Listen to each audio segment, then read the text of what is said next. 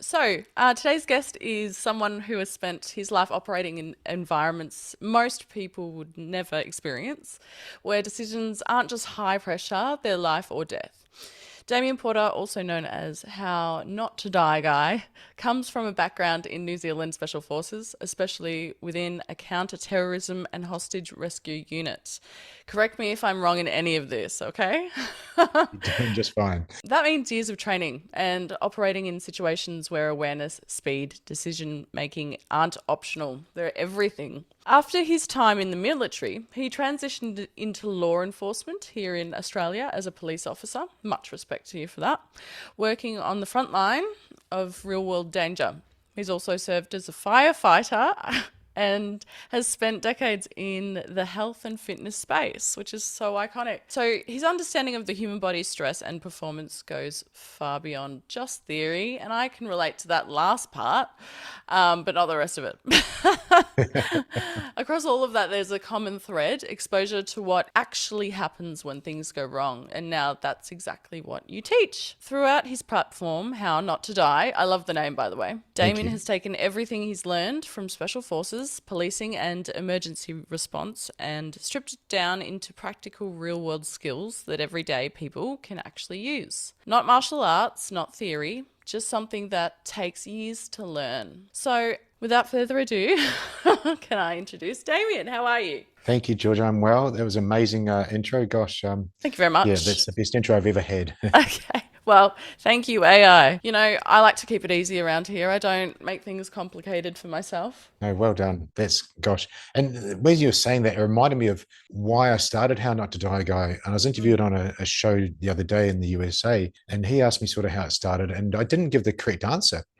The Mm. the original reason I started How Not to Die Guy was my partner at the time. She realized that the things I do that are absolutely normal to me, other people don't even consider.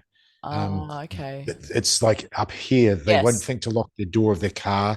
They won't think to Yes. have a torch when we go outside. These are boots beside the bed with a phone and a torch and Mm. some, maybe something else in them. They don't think of those things, but for me, it's normal. It's not Preparedness. hypervigilance, and Mm. I just realized, hey, I've got to teach this stuff to people that need it because it's super easy to do and it's not John Wick. So anybody can use those things. Yeah. So you contacted me over Instagram. Let's tell the listeners how this occurred. I did a Yeah. video and I wanted to tell that story too, if that's okay, just for context. Yes, absolutely. Long story short, I was out after work. I was walking to my car. I was offered a lift by my colleague, which I should have taken. And it was around 11 at night in East Melbourne. And I walked to my car. I had my bag and I walked past a woman who was standing at the lights just a little bit down. But she did look at me over her shoulder as I walked past, and I looked at her. I like noticed each other. And so I Yeah. walked to my car. I got in. I locked the doors immediately, all four. And then immediately she was trying to get into my passenger side, and my purse was there. I did see a comment on my Instagram story that said women often put their purses in their passenger side seat, and Yep. I did have a purse with me as well. So do I, by the way, with my Do man you? bag. If Your I've got a man bum bag bag? on it, it Yep. goes there. But I've locked the door too. So great, good job, you. Let me guess. Is it brown leather? No, it's tactical green. I'm looking at it right now. It's terrible. Tactical green. Oh, obviously. Obviously. I should have guessed that. Anyway, she tried the handle, and then when she noticed I was looking at her going, "What are you doing?" She said, "Can you help me?" And I said, "Yeah, what do you need?" But I wasn't going to unlock anything. And then she said it again, and I said, repeated myself, and then she walked away. And I forgot to mention this in the video. Mhm. As they walked away, she met someone, and it was a man, and they walked around Exactly. the corner, and I was just so shocked and freaked out because that's never happened to me in Melbourne. And I did say I've always thought that it was a pretty relatively, on the scale of dangerous cities in the world, a safe city, but my comment section said otherwise, and you popped into my Instagram DMs and suggested we jump on for a chat, and here we are. It's a great way to connect, and it's I interviewed, actually she was an Australian woman who's a physio based in the States now. It's the good side of social media. I think, you know, our ability to connect across cities, across one of the biggest countries in the world. I'm from Perth, you're from Melbourne, and we get to help other people. Yeah, that's right. I'm excited about it. You're my first guest who is not my family or my friend. So, but we could be friends after. I was quite stunned by that. Can I just, on your experience, and when I teach people in person, which I don't so much anymore, most of it's online with a lot of the lessons and classes, the first thing I say to you is, well done, Georgia. You are safe. Thank you very much. And, yeah, you're safe and you won. And those two things are facts. You didn't get hurt, and you won because you didn't get robbed or hurt or worse. However, we can clearly see there may be things that you could do differently next time that would make you even less of a target or even handle the situation better. So the first thing is, great job. Thank you so much. And I was very happy with myself. But I also immediately thought of all the times that I didn't lock the door. And I was like, what if it was that time? So you teach self-defense, yes? I do. I've been teaching unarmed combat and self-defense for 26 years now, based on the things we learned in the military, which is, we're not very smart people in the military. We don't have a lot of time to train, and we have to go and do really hard things under high pressure, like you said. So it can't be fancy. And in fact, even the Special Forces, our unarmed combat course is about 5 or 6 days long. And do you know what? Women exactly like you, a nurse, her name was Nancy Wake. She was a Kiwi living in Australia. In World War II, she had 6 45-minute lessons before she went behind enemy lines in France and killed Nazis with her bare hands. Wow, that's amazing. Something to live up to. So you teach people how not to die, which is iconic. Very necessary, and I feel, given the abundance of case subjects for this podcast, my audience is going to love this. So from your experience in the military to police to what you do now, you've seen what actually happens when things go wrong and unique ways people get themselves in trouble. Could you, describe some of those ways for us? Yeah, sure. One is the exact one you had. That person that you had at your door, if she opened the door, you're going to meet her and her friend that you didn't know about. Yes. And then when it didn't work with her plan, because bad guys, and she was a girl, it doesn't matter, we'll call them bad guys, they don't want trouble and they don't want to get in trouble. They don't often plan for much. They're not too smart either, like our soldiers.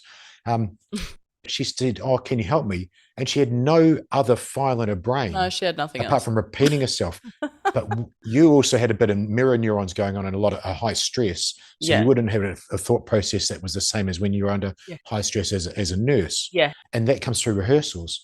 Yeah. But what I see often in that situation with a male is a guy will do a come on, have you got some money? Can I have a cigarette? What's the time? Whatever.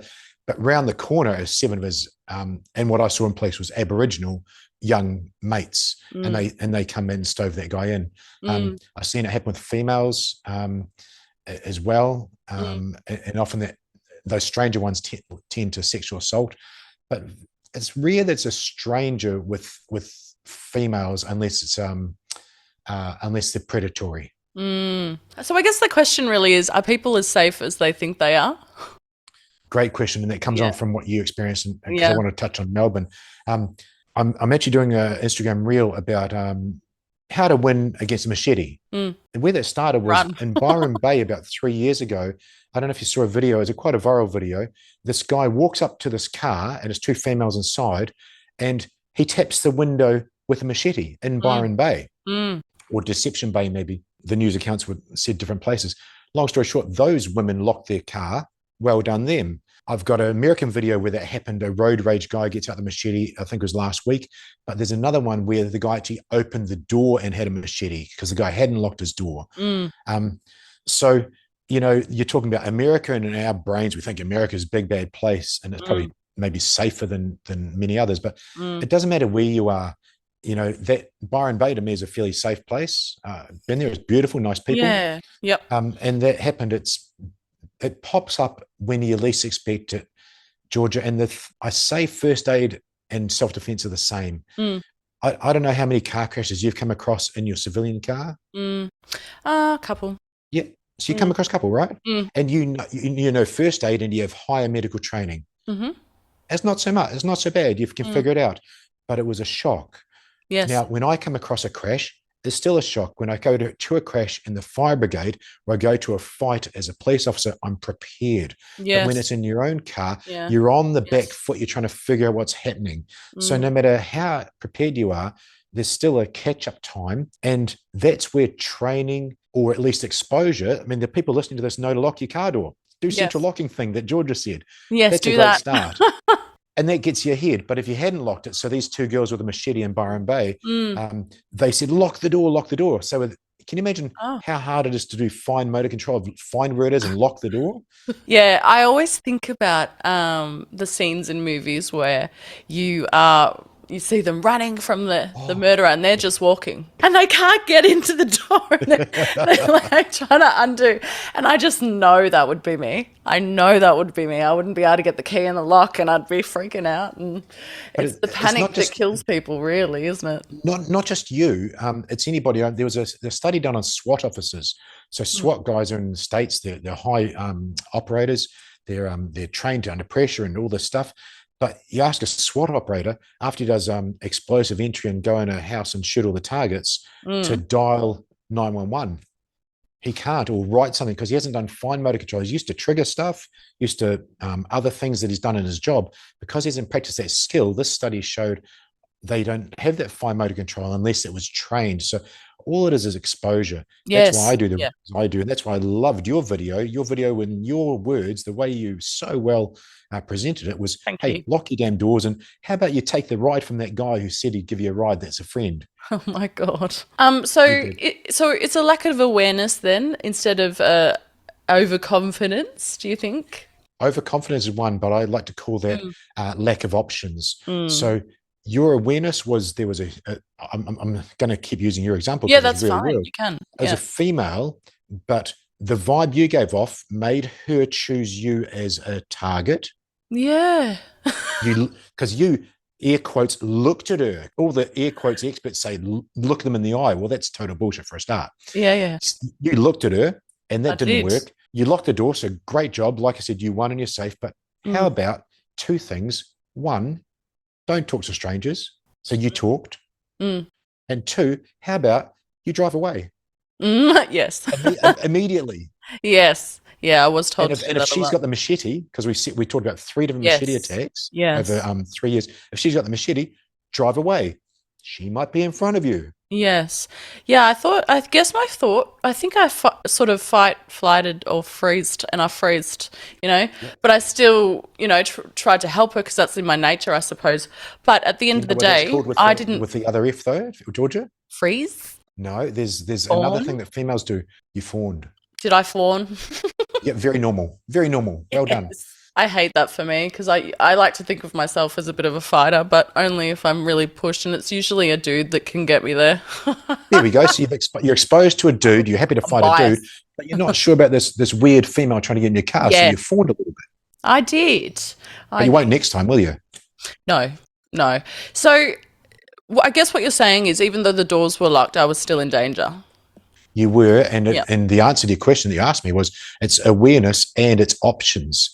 So you're now much more aware of it can be any kind of human, and two, you now know options of don't talk to strangers and drive the car away. Now you've got more options that you don't have to practice. I mean, like I said, it's not John Wick.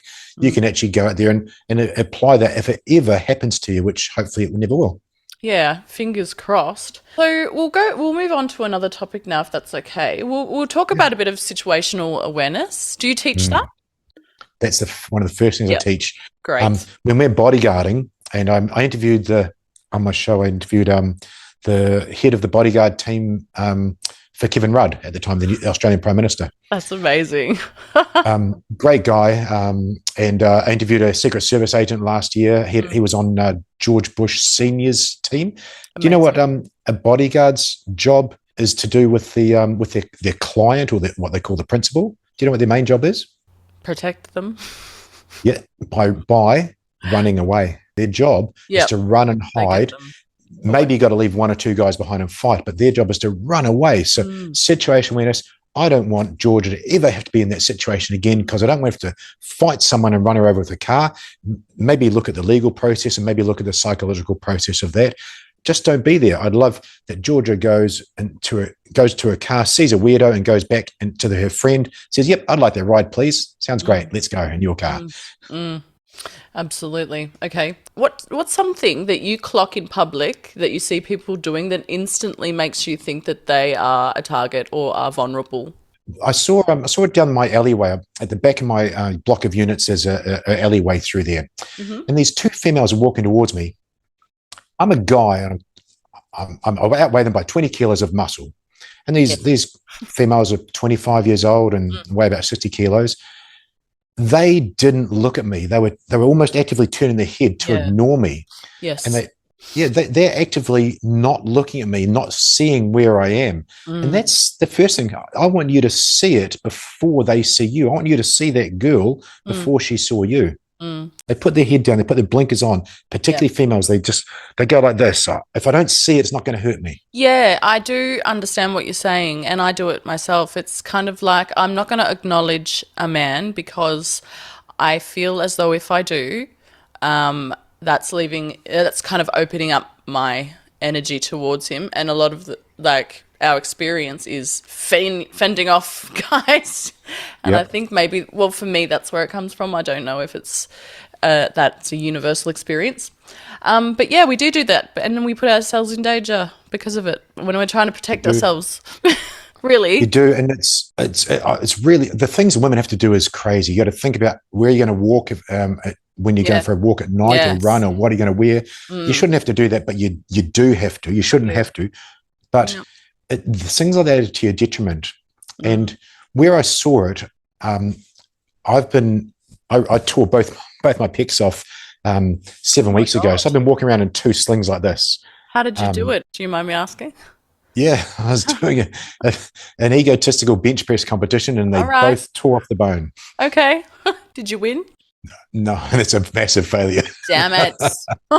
Not even worth it. It was terrible, but I was in these slings, these double slings for 7 weeks, and I can't do much exercise. So I'm doing lots of nice walks, and I'll be walking past these females, different ages, different genres, I guess.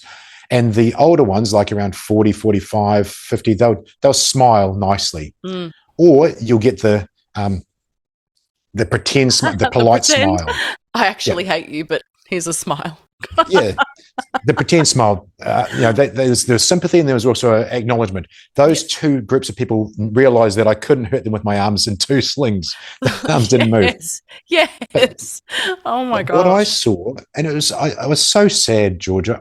I also saw some of the younger girls at 25 years old not even wanting to look at me in case I was a air quotes threat, and I thought, this is sad, but it is the reality. But the simple solution for this 5-minute part is, if you're anybody walking along towards someone, what you do is you look at their waist. Don't look at their eyes, because I want to catch your eyes. As if I'm a bad guy, look at their waist, and you'll see their hands. And you'll see which way they direct their body, because they always turn your torso towards something that you turn to. Okay. And you'll see where they are. If you just look at their waist, it means don't catch their eyes if you don't want to. That's the first thing. That's the most tactically correct one. Or you can do what I do, as my sergeant major used to say, be friendly, be polite, but have a plan to keep everyone meet. Find the jugular.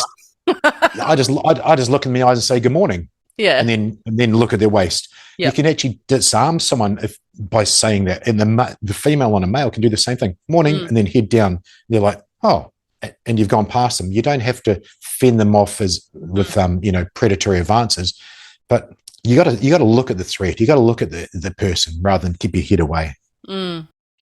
So when someone is being attacked, because we're talking about looking, do you think that they often see it coming, or if it's the other way? There's two things.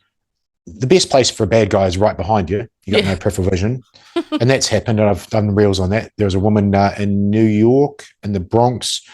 A guy came up behind her with a belt at 3 a.m. in the morning.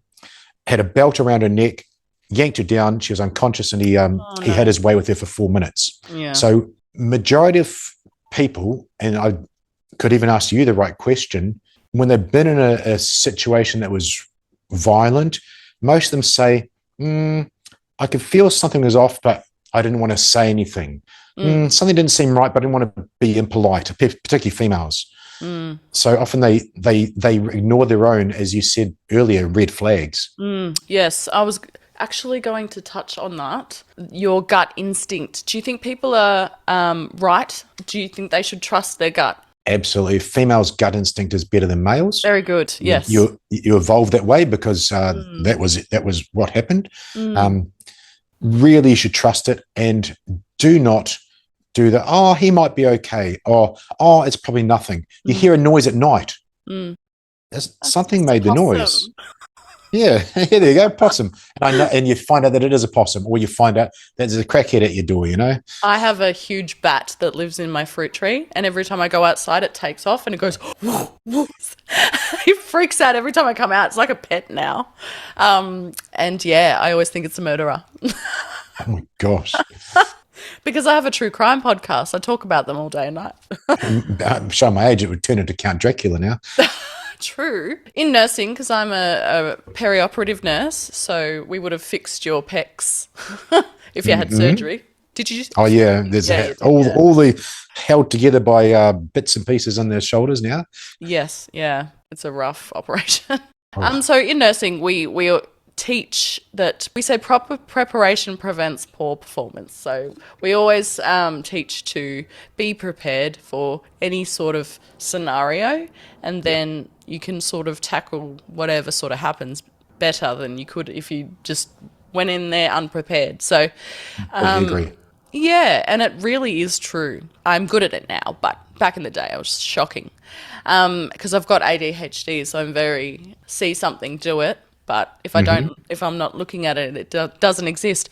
So it's very, when it comes to safety, I guess for a lot of my life, I've just been like, la, la, la, la, whatever, I'm doing this and I'm focused on this thing right now, and I'm not actually focused about my surroundings or anything like that. So lately I've been aware and prepared. After my...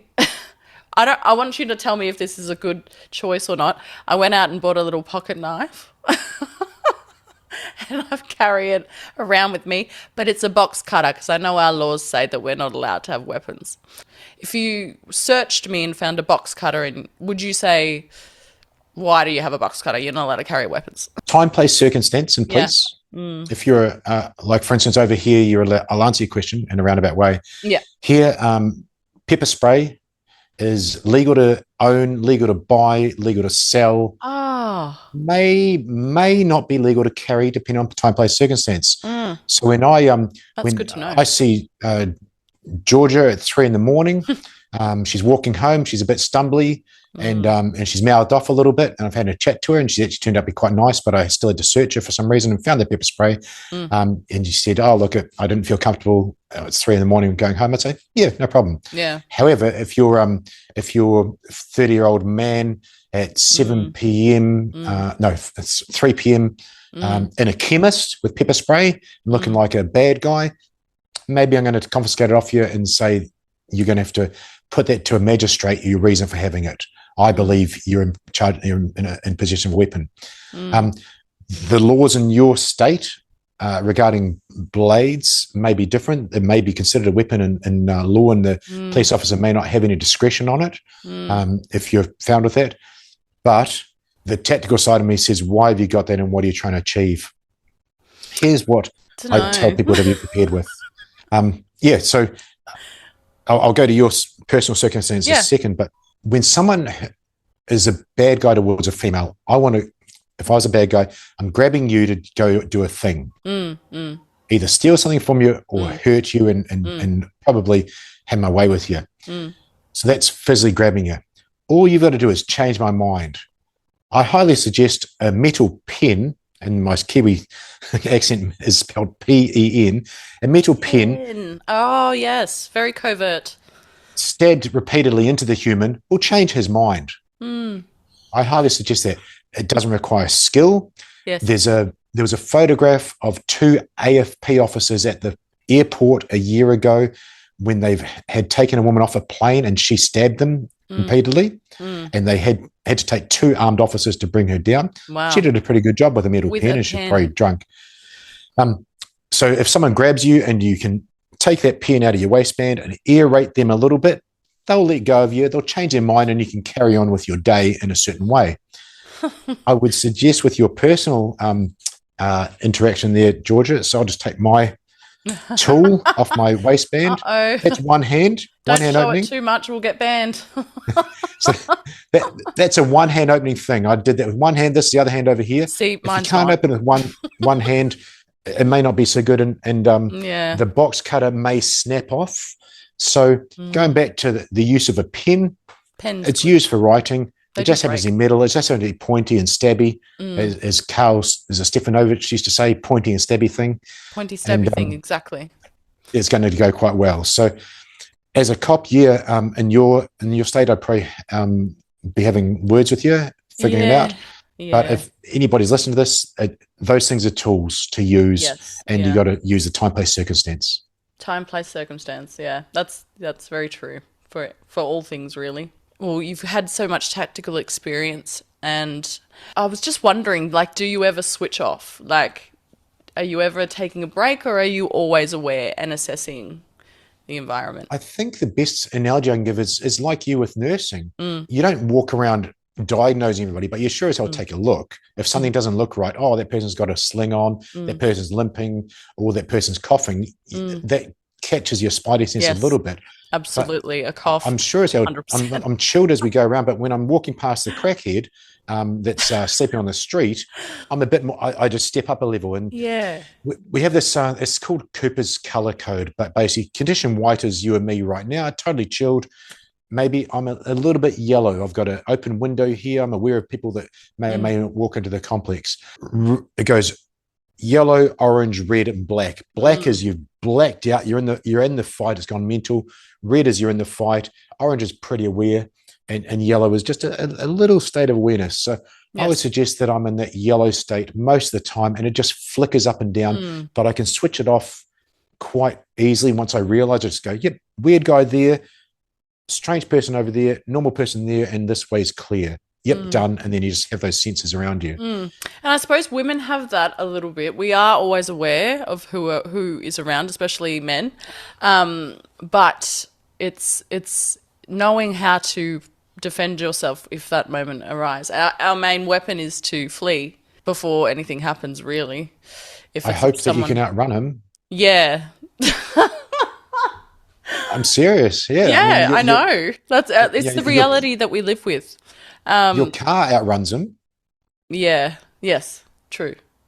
And now we know it's not always a him. It's often a her. Yes. So, okay.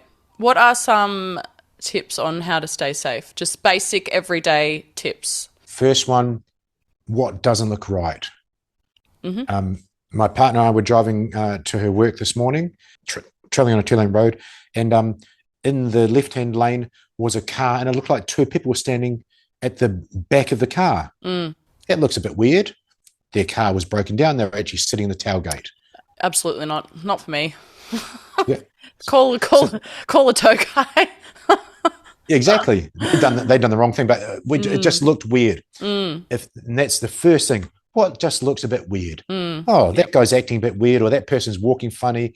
And then take action. So you've identified it, and then take action. Do you need to take action? Maybe you just cross the street. Maybe you turn around. But take some kind of action. If you stick your head in the sand and say, I just won't look at those people, that's not a good idea. Not a good idea. If you look at someone in the eye like, I'm not a threat, and those people are looking at you, they're good at this stuff.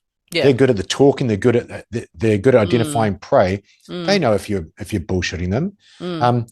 No, look at them. Maybe if you looked in the eye and realized, don't look in the eye and look at their waist, you can see what they're doing the whole time. You see the hands hold things that hurt you, and you see their waist. If you wanted to, you could say good morning or good afternoon or whatever you want to say, using my Sergeant Major's analogy of be friendly, be polite, and have a plan to kill everyone you meet. My suggestion as someone untrained is just shut your damn mouth and look at the waist, because your voice will crack. You won't know what to do. You haven't practiced it.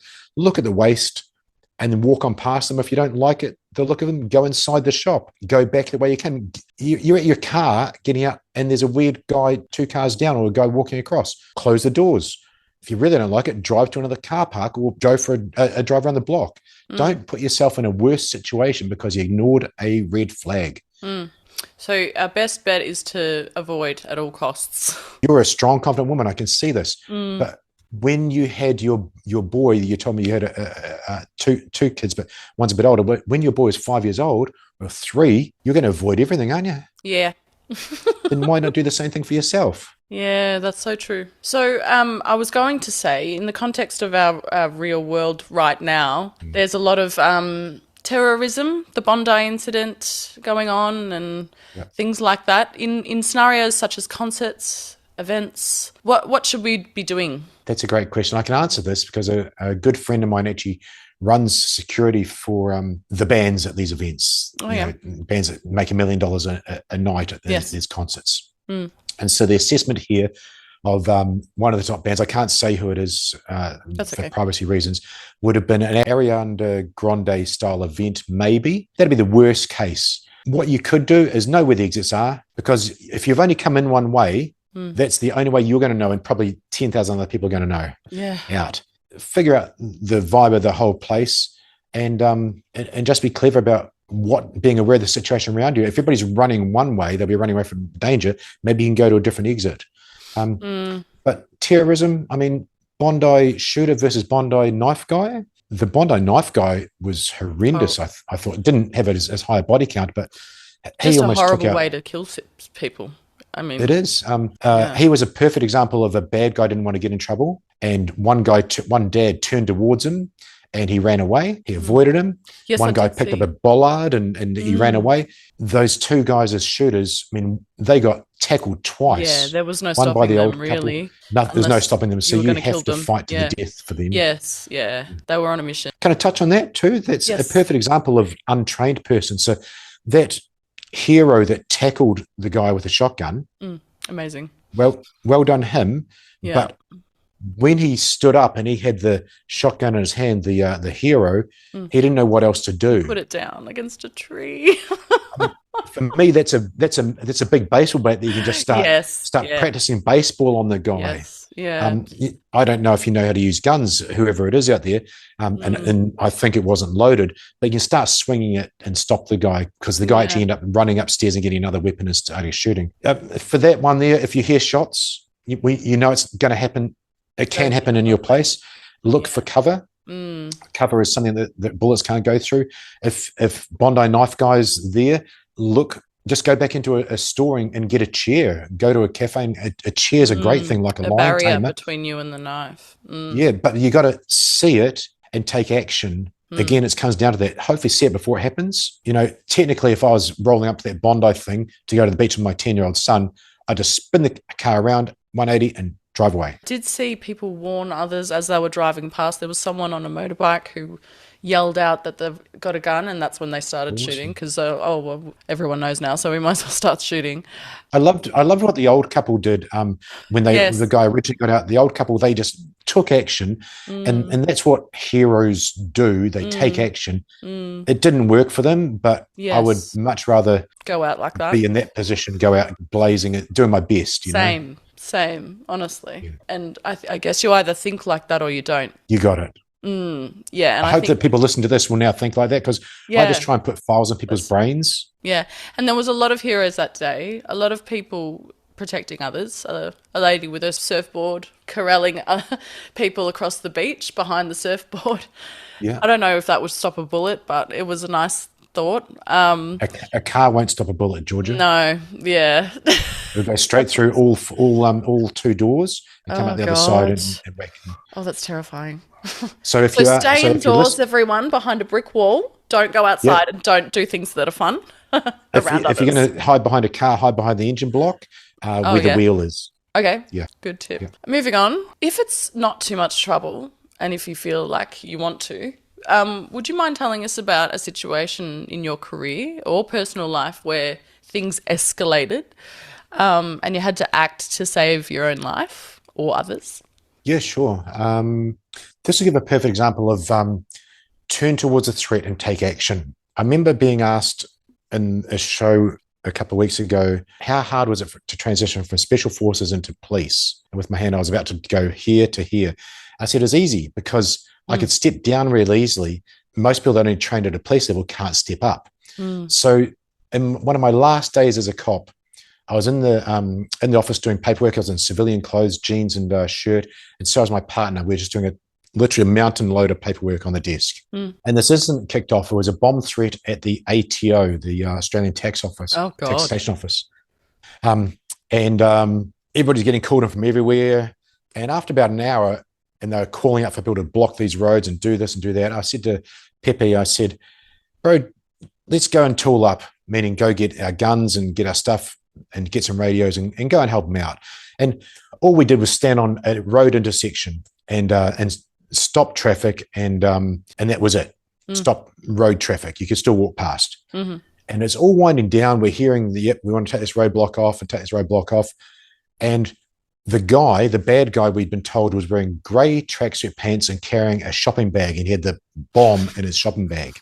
Just about to wind down. Pepe's about 20 meters away, so only in shouting range, not within talking range. And I turn around and I look down the footpath, and this guy's walking towards me, grey tracksuit pants, 2 plastic shopping bags. Oh, God. And went from zero, like smiling at all the public and saying good afternoon and good morning and all these things and telling what's going on in a nice Work way. mode. It's a zero to my hand went onto my gun and said, stop, get down on your knees. And he thought I was kidding. And everybody else saw me go for my gun, and just parted like the Red Sea. And I popped that gun out and I said, down on your knees. And he went straight down.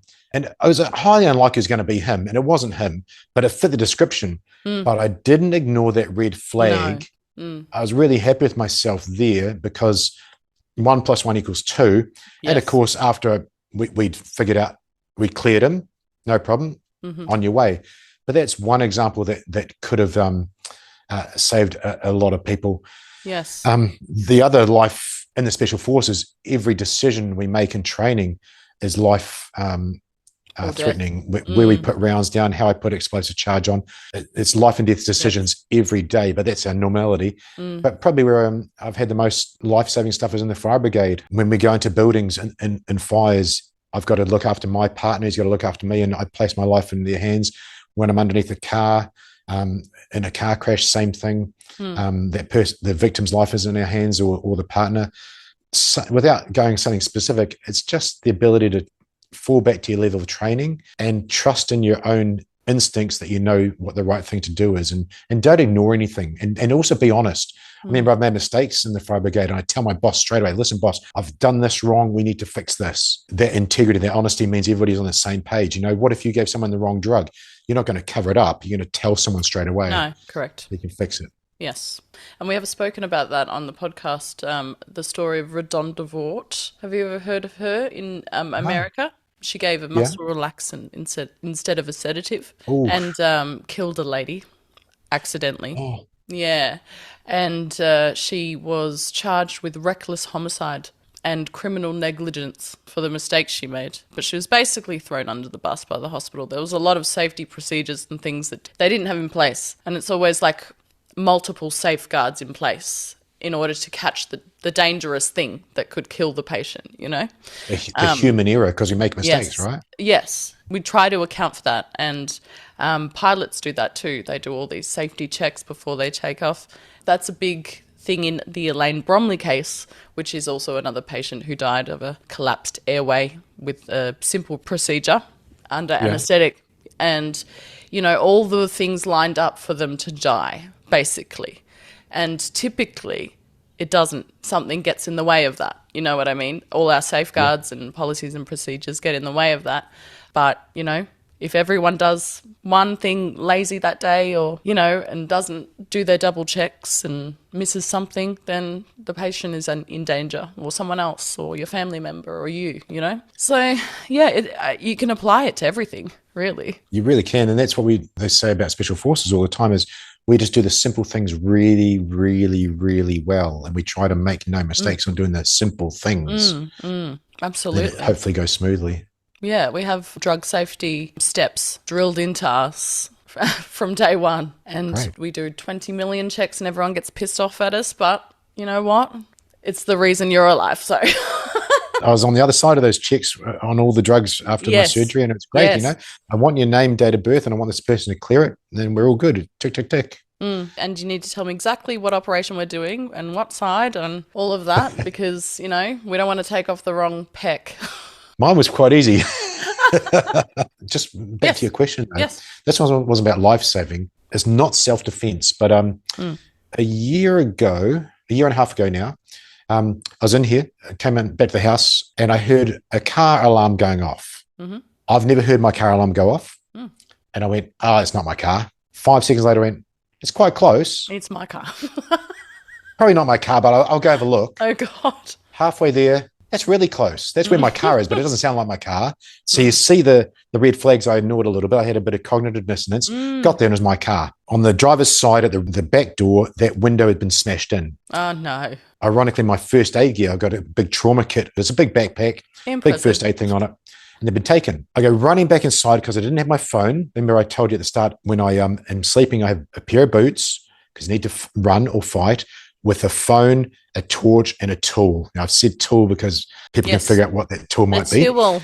But I didn't have my phone when I went out to check up this car that wasn't mine. Ran back in, got the phone, get in the car, calling police, and I said, listen, I've got no description of anybody, former police officer. I'm going to start doing laps, and when I find this guy, I'm going to lock him up. So if you have a car available, could you please send one up? I've got no description for you. It's in this area. Started doing laps, stopped everybody I could see that was on the side of the road, walking. Have you seen a guy with a backpack? Blah, blah, blah. 8 to 10 minutes later, hadn't found anything. I'm about to do the last corner back to my house. I've given up. He's right there on the footpath going through that backpack and 3 other things he'd taken. I said they're not rocket scientists. He was going through it. At least get home or something. Jesus. Now, I did have the pepper spray because I was carrying it in the car. Yes, you did. It's legal to own. Might not be legal to use or carry. As I got out of the car, I went, he's going to be a crackhead, right? I don't want to get dirty and diseased. I said, get down in front. You're under arrest. And he looked at me like this stunned look because I'm not a cop. And next thing, his face is orange from the spray. Oh. And of course, he didn't comply straight away because he hadn't kicked in. So I says, stop resisting. You're under arrest. You're under for suspicion of this. You're under a citizen's arrest. I know what those laws are here, and so should everybody. And long story short, locked him up. And then, funnily enough, I looked up, and this is what you do when you're calling for help. You, blue shirt, was the woman with the pram. You, blue shirt, call the police. She doesn't know what's going on. There's some guy on the ground with, I'm kneeling on this guy. She starts to jabber some words and point up the alleyway. She started to get the phone because I gave her directions, a specific person. And just as she started to do that, these 2 cops came running down the corner. And they've been looking for a person breaking into cars for the last hour or two. And long story short, he went to jail for 6 months. That was an interesting way for me to use some of my training experience above self-defense to go and sort something out. And that's probably the best I've ever done, more than police, to actually help the victim, which was me. Well done, anyway. On the topic of police, how long did you serve? 2 or 3 years in police. I think on paper 3, but probably about 2 years. Okay, and what sort of areas did you work in? General duties, policing. Yep. Most of it was around the CBD. So low key after the SAS, I would expect. So low key, apart from the bomb guy.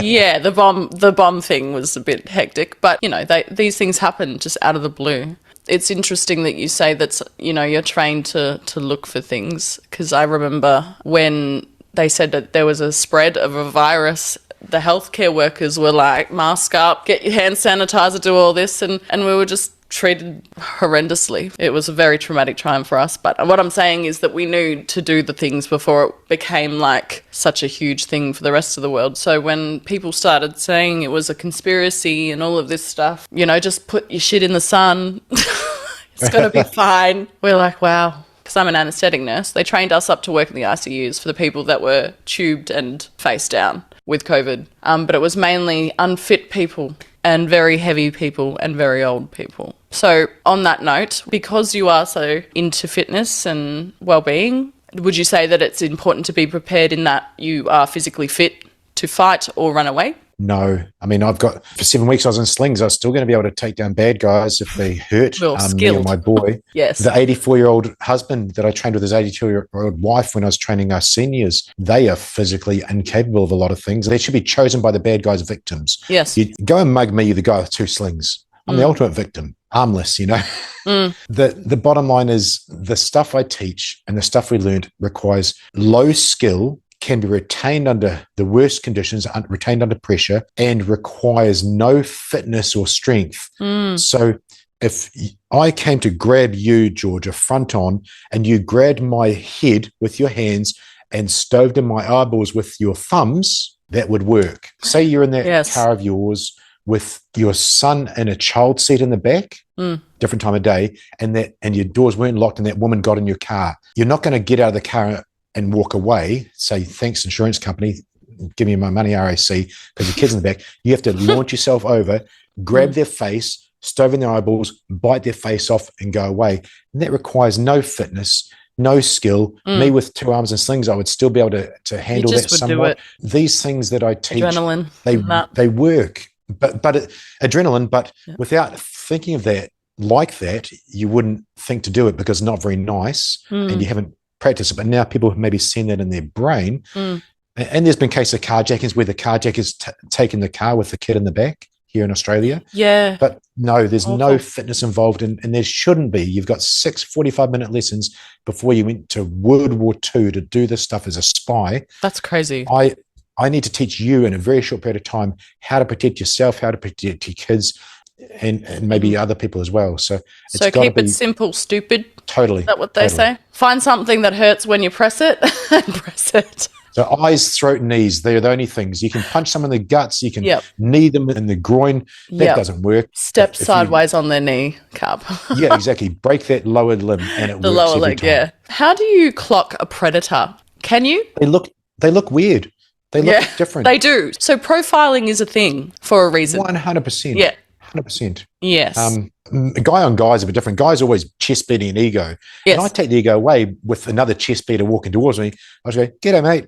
I still am friendly, be polite and have a plan to kill everyone I meet. But I go, g'day, mate. Yeah, it doesn't mean g'day, mate. It just means to them, I know you're there. I've seen you.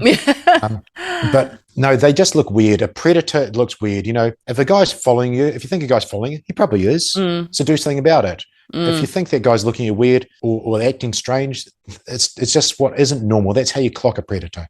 And I think from experience, that is generally true. What terrifies me are the predators that are so normal, but they're like psychopaths. You know what I mean? Like serial killers and things like that, like Ted Bundy, who was like a law student or whatever. And, just he would have been the guy in 2 slings, wouldn't he? Yes, exactly. He faked injuries and things and sought out sympathy, and he was very good looking as well. So like got the girls and then went and murdered them. And those are the things that sort of keep me up at night. But I like a person who's actively weird because I know who to avoid. You know what I mean? Don't talk to strangers. But the other side of this, and I've interviewed, actually a couple of them are coming out. One woman, Australian woman, sexually assaulted young and then older.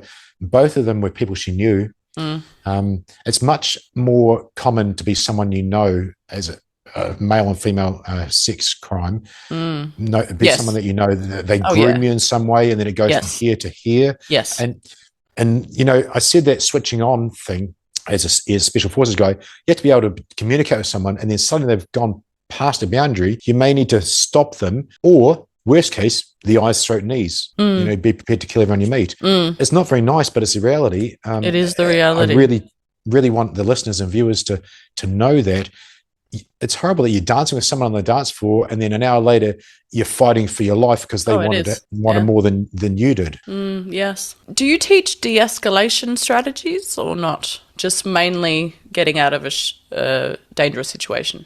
I go worst to least. So if you come to me for an hour, I need to teach you how not to die. Yes. Okay. So it's worst case first. You learn CPR first, not just how to bandage a little wound.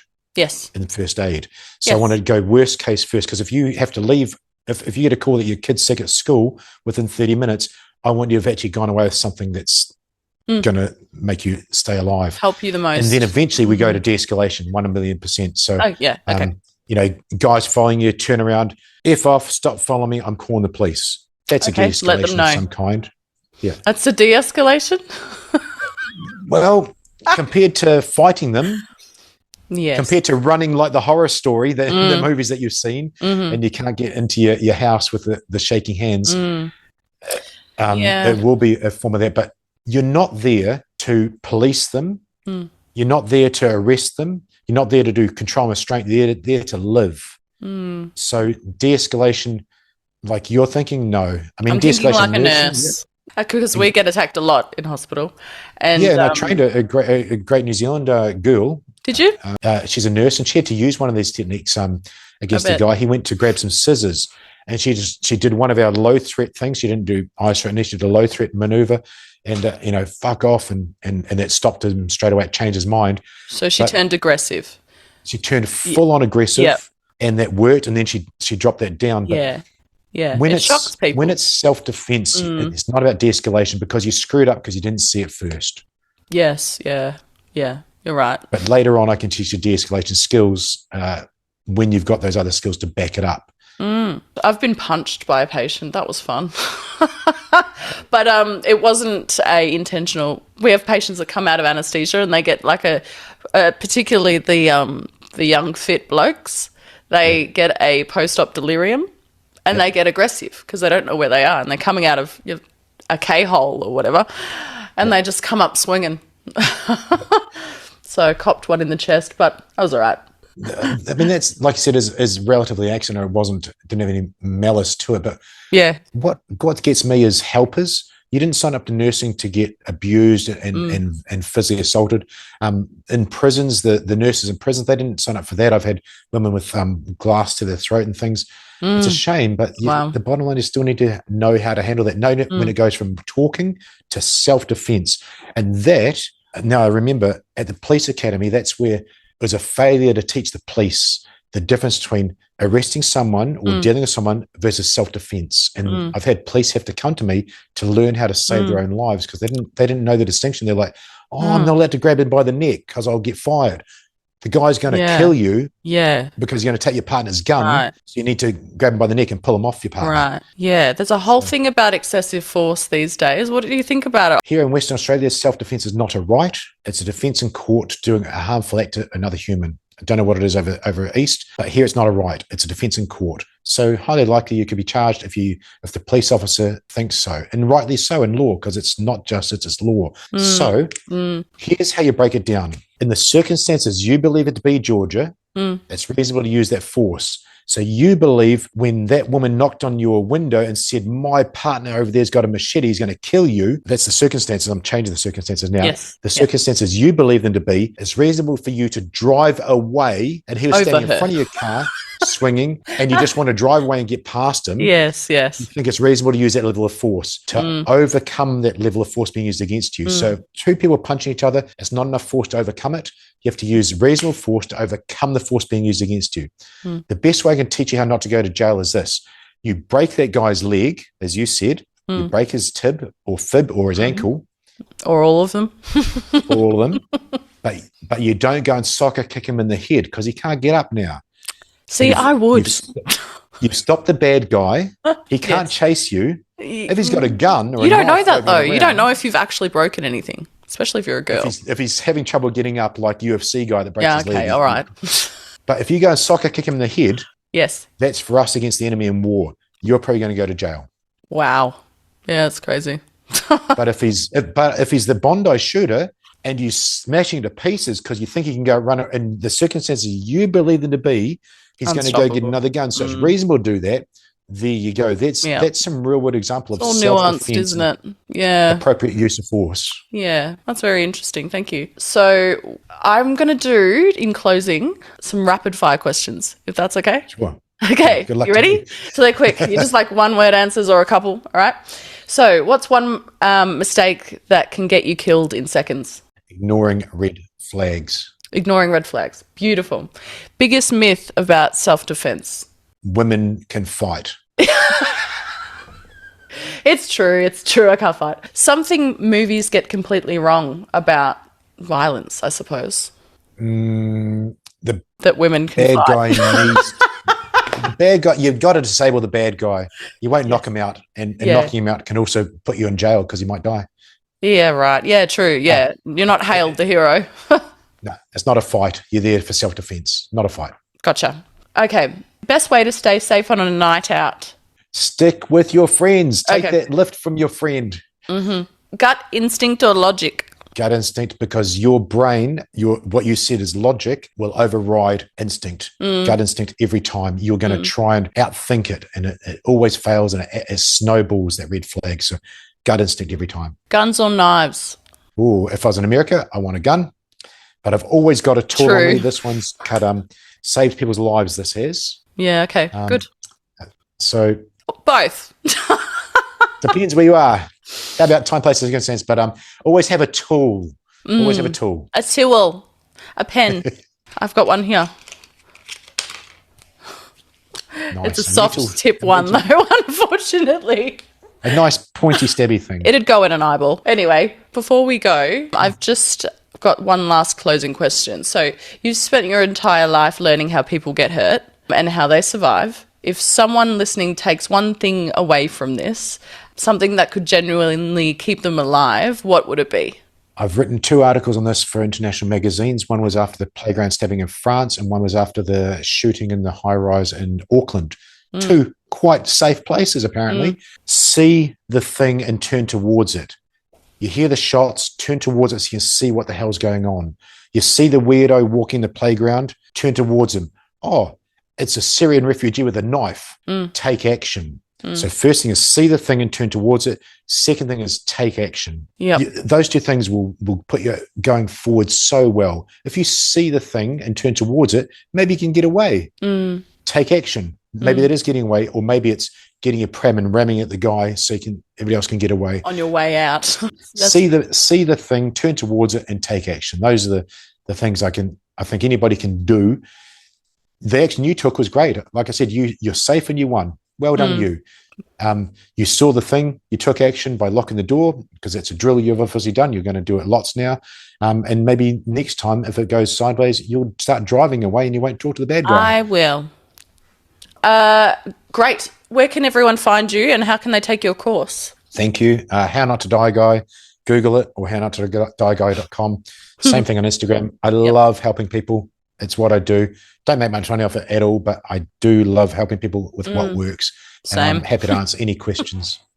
Thank you very much. And I intend to keep telling stories. I think that's my strong point. I agree. Thank you. It was so fun. I really enjoyed this conversation, and I hope I'll get to have you back on, or, talk to you again in future. Absolute pleasure. Thank you. Thank you.